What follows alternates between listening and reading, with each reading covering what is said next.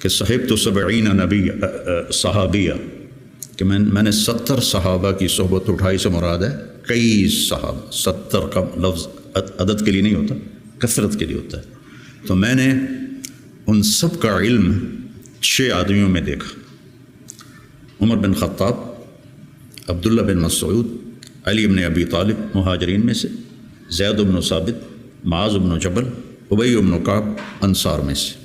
پھر ان 6 کے ساتھ میں رہا تو میں نے 6 کا علم 2 میں دیکھا، عبداللہ بن مسعود، علی بن ابی طالب۔ میرا اس پہ اضافہ ہے کہ میں نے ان 2 کو پڑھا تو مجھے علی بن طالب سب پر فائق نظر آئے کہ ان سے بڑا عالم صحابہ میں کوئی نہیں تھا، انتہا پر تھا۔ اور یوں ہاتھ پکڑا اللہ کے نبی نے، اور ایسے اب کبھی بڑے جذبے جوان تھے، نہ وہ عشق میں رہی گرمیاں، نہ وہ حسن میں رہی شوخیاں، نہ وہ غزدمی میں تڑپ رہی، نہ وہ خم ہے زلف ایاز میں۔ میرا تو اب یہ حال ہے، پڑھے بغیر نیند ہی نہیں آتی تھی۔ سب سے زیادہ حضرت علی کے فضائل ہیں، سب سے زیادہ مرتبہ وہی ہے جو اہل السنت والجماعت کا ہے، لیکن آپ پڑھیں البدایہ والنہایہ، جب ترجمہ کا لفظ آتے ہیں تو سب سے زیادہ حضرت علی رضی اللہ عنہ کے فضائل ہیں، اور یہ فضیلت ان کی بڑی بلند و بالا ہے۔ ایسے ہاتھ پکڑ کے یہاں لگایا، یا علی اترضی ان یکون منزلک مقابل منزلی فی الجنہ۔ حضرت فاطمہ کی وجہ سے نا کتنا بڑا مقام ہے۔ اور زرار ابن زمرہ کنانی فرماتے ہیں وَلَقَدْ رَأَيْتُهُ فِي بَعْضِ مَوَاقِفِهِ وَقَدْ أَرْخَى اللَّيْلُ سُدُولَهُ وَغَارَتْ نُجُومُهُ وَهُوَ قَائِمٌ فِي الْمِحْرَابِ يَتَمَلْمَلُ تَمَلْمُلَ السَّلِيمِ، سانپ کا ڈسا ہوا تململ السلیم، وہ ایسے تڑپ رہے تھے جیسے سانپ کا ڈسا تڑپتا ہے۔ وَيَبْكِي بُكَاءَ الْحَزِينِ، اور ایسے رو رہے تھے جیسے غموں کا مارا روتا ہے۔ یہ وہ ہے جس کو کہا گیا تیرا گھر میرے گھر کے سامنے ہوگا۔ وَيَقُولُ لِلدُّنْيَا إِلَيَّ تَغَرَّرْتِ، مجھے دھوکہ دینے آئی ہے، إِلَيَّ تَشَوَّقْتِ، میرے شوق میں آئی ہے، إِلَيَّ تَشَوَّفْتِ، مجھے جھانکیاں ڈالتی ہے، هَيْهَاتَ هَيْهَاتَ غُرِّي غَيْرِي قَدْ بَتَتُكِ الثَّلَاثِ عُمْرُكِ قَصِيرٌ وَمَجْلِسُكِ حَقِيرٌ وَخَطَرُكِ يَسِيرٌ۔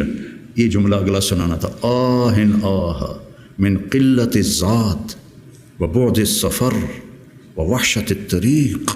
اللہ اکبر، کون شخص یہ کہہ رہا ہے؟ قلت الذات، نبی کے گھر کے سامنے گھر قلت الذات سے ہو سکتا؟ بعد السفر ووحشت الطریق، اللہ اکبر۔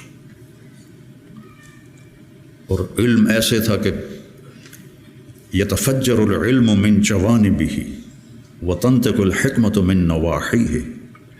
اس جملے کو، یہ میں آپ کو آج سے کوئی 40 سال پہلے حیات الصحابہ پڑھی تھی، اور اس میں یہ علی رضی اللہ عنہ کی صفات کو میں نے یاد کیا تھا، تو آج آپ کی برکت سے وہ زبان پہ آ گئی ہیں۔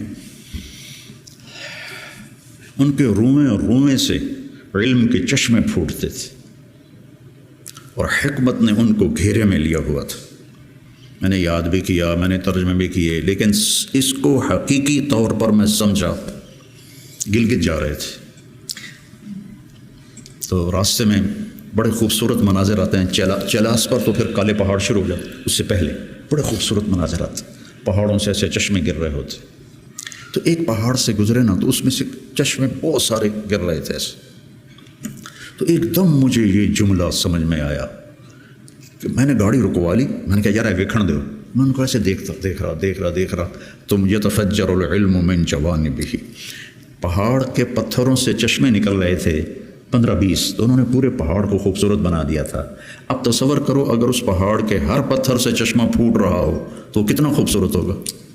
علی کو اس جملے میں پہاڑ دکھایا گیا ہے، اور اس کے ایک ایک پتھر سے علم کے چشمے نکل رہے ہیں، اس کے ایک ایک روئیں سے علم کے چشمے نکل رہے ہیں۔